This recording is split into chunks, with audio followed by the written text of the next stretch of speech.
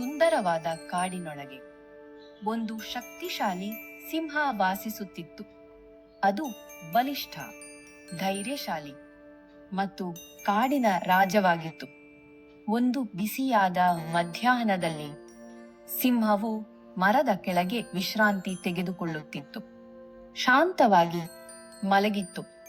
ಒಂದು ಚಿಕ್ಕ ಇಲಿ ಓಡುತ್ತಾ ಆಟವಾಡುತ್ತಾ ಬಂದಿತು. ಅದು ಮಲಗಿದ್ದ ಸಿಂಹವನ್ನು ಗಮನಿಸಲಿಲ್ಲ. ಇಲಿ ತಪ್ಪಾಗಿ ಸಿಂಹದ ಮೂಗಿನ ಮೇಲೆ ಓಡಿತು. ಸಿಂಹ ತಕ್ಷಣ ಎಚ್ಚರಗೊಂಡಿತು, ಕೋಪಗೊಂಡಿತು. ಸಿಂಹವು ತನ್ನ ದೊಡ್ಡ ಪಂಜದಲ್ಲಿ ಆ ಚಿಕ್ಕ ಇಲಿಯನ್ನು ಹಿಡಿದುಕೊಂಡಿತು. ನನ್ನನ್ನು ಯಾಕೆ ಕಿರಿಕಿರಿಗೊಳಿಸಿದ್ದೀಯ? ಆ ಚಿಕ್ಕ ಇಲಿ ಭಯದಿಂದ ನಡುಗಿತು. ದಯವಿಟ್ಟು ನನ್ನನ್ನು ಬಿಡಿ. ಒಂದು ದಿನ ನಾನು ನಿಮಗೆ ಸಹಾಯ ಮಾಡುತ್ತೇನೆ. ಸಿಂಹ ಜೋರಾಗಿ ನಕ್ಕಿತು. ನೀನು ನನಗೆ ಸಹಾಯ ಮಾಡುತ್ತೀಯಾ? ಆದರೆ ಅದು ದಯೆ ತೋರಿಸಿ ಇಲಿಯನ್ನು ಬಿಡಿತು.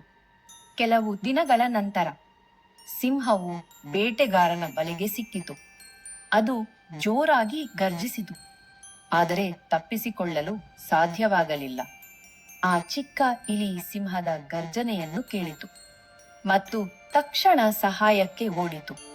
ಇಲಿ ಬಲೆಯ ಕಡ್ಡಿಗಳನ್ನು ಕಚ್ಚಲು ಆರಂಭಿಸಿತು. ಸ್ವಲ್ಪ ಸ್ವಲ್ಪವಾಗಿ, ನಿಧಾನವಾಗಿ.